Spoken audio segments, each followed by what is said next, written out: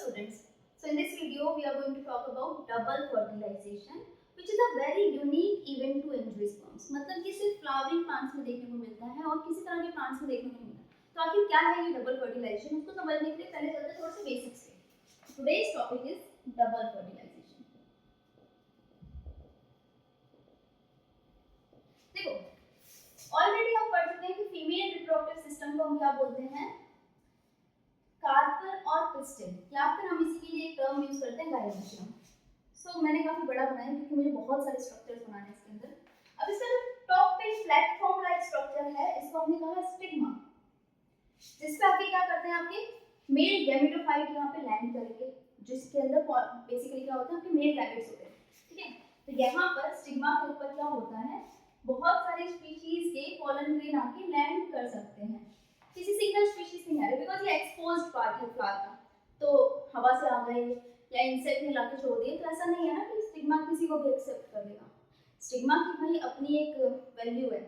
ठीक है, तो स्टिग्मा पहले वाइट चेक करता है पॉलन ग्रेन के साथ, ठीक है वाइट मैच हो रही है, इसके साथ पॉलन ट्यूब जर्मिनेट किया जा सकता है। So this reaction is known as compatibility reaction between pollen grain and stigma, जो कि हम ऑलरेडी कवर कर चुके हैं pollen pistil interaction में in the last video। एक बार pollen grain, कोई एक pollen grain stigma को समझ आ जाए तो stigma उस pollen grain की germination allow करता है। germination allow में होता क्या है, बेसिकली pollen grain अपने male gametes को अंदर भेजने का रास्ता बना रहा है और उसी को बोलते हैं pollen tube। तो ये आपकी pollen tube बनने लगती है। ये pollen tube बनती कैसे, तो याद करो पॉलन ग्रेन के अंदर दो सेल्स थे, एक बड़ा सेल और एक छोटा सेल। मैं छोटा सेल बना देती हूँ, दिस इज छोटा सेल जिसको जनरेटिव सेल बोलते हैं। यही जनरेटिव सेल क्या जनरेट करता है, मेल गैमेट्स। तो एक जनरेटिव सेल दो मेल गैमेट बनाता है।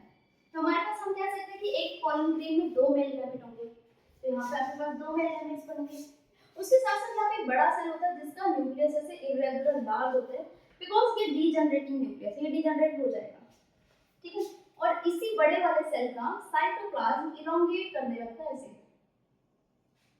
ठीक है, जब जनरेटिव सेल दो मेल गैमेट्स बना देता है तो मेल गैमेट्स इसी ट्यूब के थ्रू नीचे आने लगते हैं, तो इसी को हमने बोला पॉलन ट्यूब जर्मिनेशन। और इस तरह की डेवलपमेंट को या इस तरह के प्रोसेस को जहां पे आप मेल गैमेट को ट्रांसफर कर रहे हो through a process of tube और पॉलन ट्यूब, इसको हम बोलते हैं siphonogamy. So this method of transfer of male gamete through a formation of tube is known as siphonogamy। ठीक है, अब यहाँ से पॉलन ट्यूब जर्मिनेट हो रही है, इसकी बाद में बात करेंगे पॉलन ट्यूब नीचे कैसे आई, कहाँ पहुंची। यहाँ पे आ जाते हैं, जो आपकी पिस्टिल यानी कार्पल का और फीमेल रिप्रोडक्टिव पार्ट का जो लोअर मोस्ट पार्ट है, इसको हम कहते हैं ओवरी। ओवरी के अंदर क्या बन चुका है, एम्ब्रायो सैक। तो इस प्रोसेस के लिए मेगास्पोरोजेनेसिस में जाके आप देख सकते हो कि एम्ब्रायो सैक कैसे बना था। ठीक है, एम्ब्रायो सैक को हम बोलते हैं female gametophyte. This is female gametophyte. तो गैमेटोफाइट क्या होते हैं, जो गैमेट्स बनाते हैं। जैसे पॉलन ग्रेन को मेल गैमेटोफाइट बोल रहे हैं because pollen grain male gamete बना रहा है, इसी तरह से एम्ब्रायो सैक बनाता है फीमेल गैमेटोफाइट। और इसके साथ-साथ क्या होता है, ये embryo sac because it is 7 celled 8 nucleate stage, क्योंकि इसमें 7 डिफरेंट सेल होते हैं और 8 न्यूक्लियस होते हैं, उनकी पोजीशन भी देख लेते हैं। यहाँ पर आपके पास 2 सेल 3 सेल होते हैं, बेसिकली एक एंड पे आपके पास 3 सेल हैं। जो अपर 2 सेल होते हैं इनको हम बोलते हैं सिनर्जिड्स, और उसके नीचे वाले सेल को हमने बोला एग सेल। यही आपका फीमेल गैमेट है, तो मेन सेल तो यही है जिससे हमें काम है। ठीक है, फिर सिनर्जिड्स में एक खास बात होती है, इनके पास कुछ ऐसे सेलुलर थिकनिंग्स होते हैं। यहाँ पे सेलुलर थिकनिंग्स है, ये जो सेलुलर थिकनिंग्स है इन्हें कहा जाता है फिलीफॉर्म एपरेटस। अब जो खतरनाक नाम तुम सुनाई दे रहे हैं, ये तुम्हें पढ़ने पड़ेंगे और याद भी करने पड़ेंगे, तुम्हारे पास कोई ऑप्शन नहीं है। ठीक है, तो दिस इज फिलीफॉर्म एपरेटस। इनका अपना एक काम होता है, ऐसे मुफ्त में नहीं बैठे हुए यहाँ पे, इनका भी अपना एक काम है। देन इसके बाद लोअर एंड पे आपके पास 3 सेल होते हैं जिनको हम बोलते हैं एंटीपोडल्स। ये तीनों सेल को हम एंटीपोडल्स ही बोल रहे हैं। ठीक है, और बच्चे हुए बेचारे जो 2 न्यूक्लियस है because it is 7 celled 8 nucleus, 8 nucleus stage, तो अभी भी दो न्यूक्लियस बचे हैं। वो 2 न्यूक्लियस के सेल बन नहीं पाते, वो सेंटर में पड़े हुए हैं। तो जिस सेल में ये दोनों न्यूक्लियस पड़े, इस सेल को हमने बोला सेंट्रल सेल। एंड ये जो 2 न्यूक्लियस बचे हैं यहाँ पे, इनको हम बोलते हैं पोलर न्यूक्लियाई। ठीक है, अब ऐसा नहीं है कि एम्ब्रायो सैक की कोई कवरिंग नहीं है, ऐसी ओपन नहीं पड़ा है, तो एम्ब्रायो सैक के ऊपर शायद एक टिश्यू हो सकता है, न्यूसेलस क्या हो सकता है, कंज्यूम हो गया, बट इसके ऊपर दो कवरिंग्स तो डेफिनेटली रहती है जिसको हम बोलते हैं इंटेग्यूमेंट्स। तो पहली कवरिंग और ये हो गई इसकी दूसरी कवरिंग। ये दो कवरिंग्स जो आपको यहाँ पे नजर आ रही हैं इनको हम बोलते हैं इंटेग्यूमेंट्स, जो कि बाद में जाके क्या बनाते हैं, सीड कोट। ठीक है, और जिस पर्टिकुलर पोर्शन में इंटेग्यूमेंट एब्सेंट है इसको हमने बोला माइक्रोपाइल। ठीक है, माइक्रोपाइल का अपोजिट एंड क्या कहलाता है, चेलिजा। ओके, सो हमने स्ट्रक्चर तो पढ़ लिया। अब पॉलन ट्यूब पर जर्मिनेट हो गई थी क्योंकि स्टिग्मा की कंपैटिबिलिटी मैच हो गई थी पॉलन ट्यूब के साथ। उसने बोला भाई आ जा, रिलीज कर दे मेल गैमेट, तो उसने मेल गैमेट रिलीज कर दी। पॉलन ट्यूब के थ्रू ये मेल गैमेट धीरे धीरे धीरे धीरे करके एंटर कर रहे हैं। अब यहाँ पे क्या होता है, entry of pollen tube through micropyle. देखो पॉलन ट्यूब की एंट्री क्या होती है, मोस्टली प्लांट में माइक्रोपाइल से ही होती है और मेल गैमेट में माइक्रोपाइल से एंटर कर रहा है। तो माइक्रोपाइल से अगर उसकी एंट्री होती है तो हम उसको बोलते हैं पोरोगैमी। फोर है ना, micropyle is four, that is पोरोगैमी। अगर उसकी एंट्री किसी और पर्टिकुलर पार्ट से होगी, लेट्स से इंटेग्यूमेंट के थ्रू हो गई सेंटर से, तो उसको हम बोलेंगे मीजोगैमी। रेयर इवेंट है बट ऐसा नहीं है कि बिल्कुल होता ही नहीं, हो सकता है। एंड लास्टली अगर एंट्री एकदम अपोजिट एंड से हो रही है, चेलिजा से होकर जा रही है, तो इसको बोलेंगे चेलिजोगैमी। ठीक है, पोरोगैमी इज द मोस्ट कॉमन क्योंकि ज्यादातर प्लांट में एंट्री कहां से हो रही है, माइक्रोपाइल एंड से। तो पोलन ट्यूब माइक्रोपाइल की तरफ अट्रैक्ट होती है। क्यों अट्रैक्ट हो रही है, कौन अट्रैक्ट कर रहा है?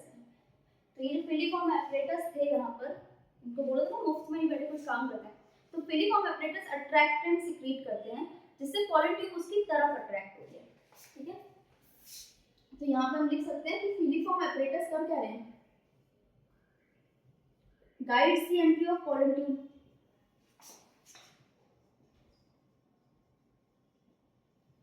पॉलन ट्यूब की एंट्री गाइड कर रहे हैं। जब पॉलन ट्यूब पूरा एंटर कर गई ओव्यूल में, तो एक्चुअल में पहले एंटर किस सेल में कर रही है, सिनर्जिड में। ठीक है, pollen tube enters and release two let's say pollen tube enters through synergid, through one of the synergids and release male gamete. pollen tube enter कर गई और इसने male gamete रिलीज कर दिए। अब इस स्ट्रक्चर को मैं अलग से दिखाती हूँ, नहीं वाला स्ट्रक्चर खराब हो जाएगा। लेट्स से ये हो गया एंडोस्पर्म, pollen tube एंटर की और male gamete रिलीज किया। ठीक है, मेल गैमेट रिलीज करने के साथ साथ ही यहाँ पर the synergids and antipodals degenerate, antipodals degenerate. तो देखो क्या हुआ, जिसको एंट्री दी थी किसने, फिलीफॉर्म एपरेटस ने सिनर्जिड्स के, उसके आते ही पॉलन ट्यूब के आते ही वही सेल डीजनरेट हो गया और साथ साथ ये अपोजिट एंड पे जो एंटीपोडल्स थे ये भी डीजनरेट हो गए। तो अब हमारे सेल में क्या बचा, हमारे सेल में बचा एक एग सेल और दूसरा यहाँ पे पोलर न्यूक्लियर है। ठीक है, यही दो चीजें तो बची हमारे सेल में अल्टीमेटली, क्योंकि सिनर्जिड्स डीजनरेट हो गए पोलर ट्यूब की एंट्री करते ही और एंटीपोडल्स भी डीजनरेट हो गई। तो हमारे एम्ब्रायो सेल में मेनली अब हमारे पास क्या है, दो मेल गैमेट्स, एक एग सेल और दो पोलर न्यूक्लियर। ठीक है, अब यहाँ पे होता क्या है, जो पहला एग सेल है, सॉरी जो पहला सेल है एग सेल, तो यहाँ पे एक मेल गैमेट जिसमें हाफ नंबर ऑफ क्रोमोसोम है, it fuses with the, let's say fuses with egg cell, इसमें भी हाफ नंबर ऑफ क्रोमोसोम है, टू फॉर्म क्या बनाएगा, जब ये फ्यूज करेगा तो जाइगोट, और जाइगोट होता है डिप्लॉइड स्ट्रक्चर, हमारी नेक्स्ट जनरेशन का पहला सेल जाइगोट कहलाता है। ठीक है, जाइगोट बन गया, बेचारा दूसरा मेल गैमेट क्या करेगा, अब उसके पास तो कुछ बचा ही नहीं ना, और कोई सेल तो यहाँ पे वैसे भी नहीं है, तो उसको मूव करना पड़ता है किसकी तरफ, पोलर न्यूक्लियर की तरफ। अनदर मेल गैमेट, जो दूसरा मेल गैमेट है हमारा, उसमें भी क्या है, half number of chromosome, n number of chromosome, fuses with two polar जाएगी, कहता है एक से नहीं करूंगा, दोनों से फ्यूज करूंगा मैं, तो ये बचे हुए दोनों पोलर न्यूक्लियाई से फ्यूज करेगा। ठीक है, पोलर न्यूक्लियाई में प्लॉइडी क्या थी, n+n, बल्कि इसमें जितने भी सेल थे, जितने भी न्यूक्लियस थे, सबकी प्लॉइडी n+n है। किसमें, सिर्फ एम्ब्रायो सेट में, ये वाली सेल के अंदर। इसके बाहर वाले सारे सेल 2n ही होंगे। ठीक है, n+n।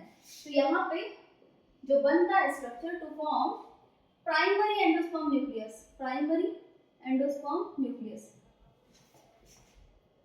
दिस इज 3n वाला स्ट्रक्चर। तो जाइगोट हमेशा 2n होता है और एंजियोस्पर्म का एंडोस्पर्म जो बनता है वो हमेशा 3n होता है। अब इसी को हम क्या बोलते हैं, देखो पहला जो इवेंट हुआ जहां पे मेल गैमेट फ्यूज किया किससे, एग सेल से टू फॉर्म जाइगोट, इसको हम बोलते हैं सिनगैमी। ठीक है, और दूसरा जो इवेंट था जहां पे मेल गैमेट फ्यूज करता है किससे, पोलर न्यूक्लियस से, तो यहाँ पे 3 न्यूक्लियस फ्यूज करते हैं, इसीलिए हम इसको बोलते हैं triple fusion. This is known as triple fusion.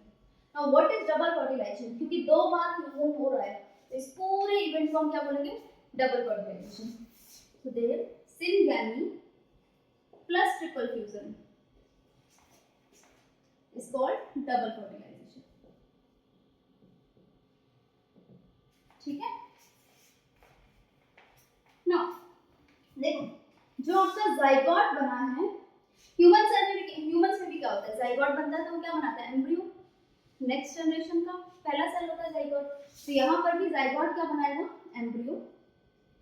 ठीक है, और आपका जो पेन है, प्राइमरी एंडोस्पर्म न्यूक्लियस, वो बनाता है एंडोस्पर्म।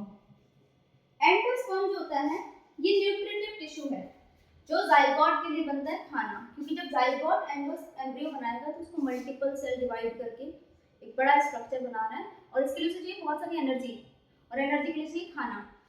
तो इसलिए यहाँ पे एंडोस्पर्म बनता है जिसमें 3n न्यूक्लियस होते हैं जो कि खाने की तरह एक्ट करेगा, जो कि खाना देगा, खाने की तरह एक्ट करेगा, जाइगोट को खाना देगा, जाइगोट एम्ब्रियो बनाएगा। उसके बाद फाइनली आपके पास इवेंट शुरू होते हैं सीड बनने के और फ्रूट बनने के। तो सीड और फ्रूट की इवेंट्स हम ऑब्वियसली नेक्स्ट वीडियो में पढ़ेंगे। This is all about double fertilisation, and in next video will cover embryogenesis की, एम्ब्रियो कैसे फॉर्म हो रहा है, देन एंडोस्पर्म कैसे फॉर्म हो रहा है, इसके बारे में।